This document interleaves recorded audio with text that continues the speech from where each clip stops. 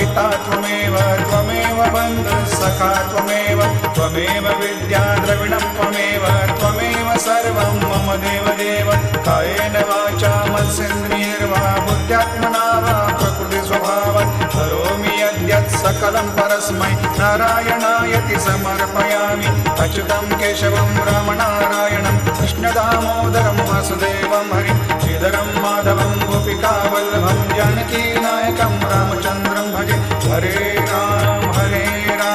राम राम हरे हरे हरे कृष्ण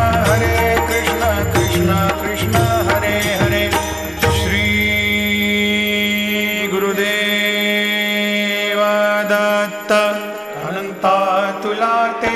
कसे रे स्तवावे अनंता तुला ते कसे रे नमावे